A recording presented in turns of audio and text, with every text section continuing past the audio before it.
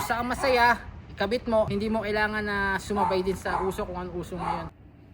So ayun, what's up mga papi? Sama natin si Boss.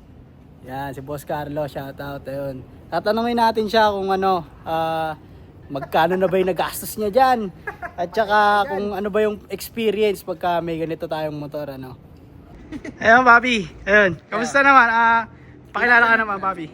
Good afternoon muna sa lahat ng nakasubaybay sa TikTok, sa YouTube ni Papa Lance. Yun. Una-una, syempre, kamusta yung experience ng meron ganitong motor? Ganitong motor, una, magastos, pero fulfill. Ang akin lang is, kung saan masaya, ikabit mo as long functional. Yun. Hindi mo kailangan na sumabay din sa uso kung ano uso ngayon. Kung pang endgame, kung may pera ka, go. Pero kung wala, just take budget meal. Basta Yun. functionality. Ayos, papi. At totoo ba na sirain yung mga ganitong motor? Depende na lang sa nagkakarga at depende sa gumagamit, pati sa brand. Kung Ayun. magaling yung mekaniko mo na napuntahan mo, so far, tatagal. Kung balasubas ka naman gumamit, ganun din. Masisira at masira. Kung makachamba ka rin ng, sabihin na lang natin, 1:10 na piyesa na may depekto, swerte mo na malas. Ayos. At isa last na tanong natin, papi. I-advise mo ba sila na bumili ng ganitong klaseng motor? Sa akin, so far, depende kasi yan eh. Kung kaya ng budget mo, bumili ka, as long masaya ka, pero kung hindi, hindi para sa akin advisable. Tama na yung kung ano lang kaya ng budget mo, as long tama yung build mo, masaya ka, tapos kaya mong dalhin, okay na ako dun. At syempre, magkano na nagastos, papi? Nagastos, sumigit kung ulang hindi ko nakabilang. Dito pa lang sa Brembo, siguro depende sa sa seller talaga. Ngayon, last time na nakuha ko to is nasa 18. Ewan ko ngayon magkano na sa market. TWM, syempre, budget bill pa din. Ayun, Tama ang hingilan ng discount sa mga kakilala. Pati to, nakuha ko to ng may discount sa sa Ace Plus. Ayos. Sa may Santolan. Tapos, isa-isay na natin yung mga ano mo, syempre, yung mga pyesa. Stylema, 26k sa market, pero nakuha ko sa may Muñoz, 24k. 24. Grabe naman yun, papi. 24,000. Pasensya na sa ganyan.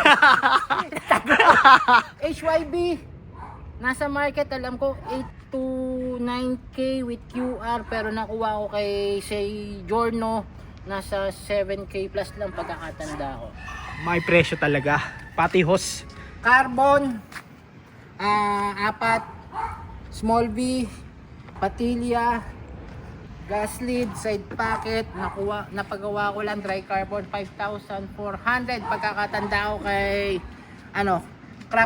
works, taga Santa Quiteria, PM nyo lang siya. Yun, no. Solid. So, nagharap ng carbon dyan, ayan.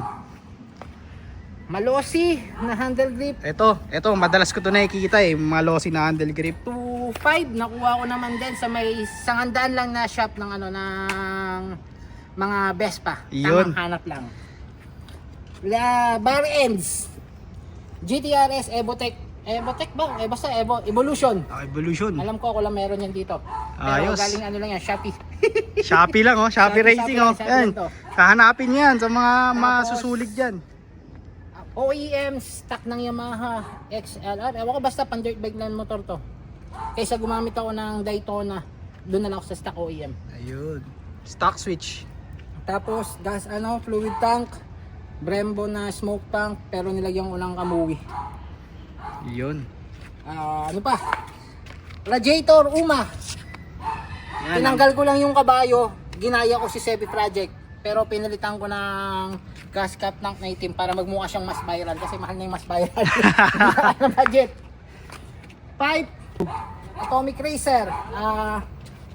Nakuha ko lang to sa tropa na taga basta dyan lang sa Mindanao kay Brian ko.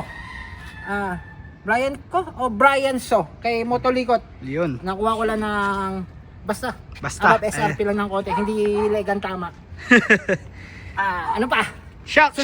Suspension galing kay Utol, dapat siyang bubuo ng Aerox, nauna lang ako, binenta sa akin ng mura, bilog SRP lang din. Banyan. Then pagdating sa crankcase, lahat ng powder coat ko galing kay Diderk Cosom. Yun. Shoutout Kevin. Makina. Ayan, makina. Madalas siyang My pinag-uusapan talaga. all-time favorite and trusted mechanic, Team Budget Mill. Shoutout Yun. kay Kuya Lars, pati kay Kuya Keng. Yun. GG. Shoutout. Basta lahat ng taga Team Budget Mill. Kuya Ashley. Ayun, no. Ayun, no, kita nyo naman, no. Oh, busog na busog. Hindi lang sa pyesa. Talagang, ano, walang ka ubos-ubos ang ano ni Bossing. Brake arm NCY na may bearing yung ano, yung pinakaano niya para mas smooth.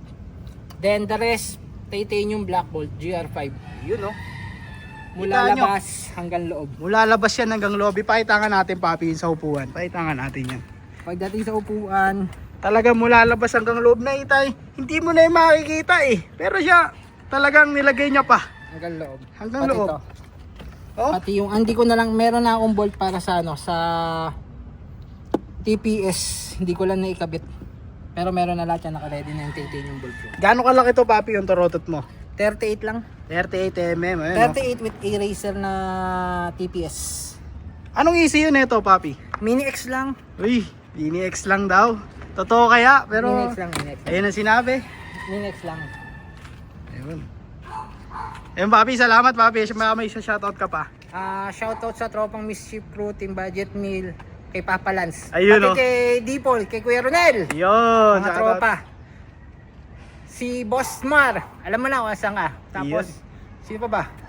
Basta lahat kayo. Salamat sa inyo. Salamat, Pati sa lahat ng salamat. buyer ko ng racing seat. Ayun, oh, yung racing Wash seat. out. Ayan.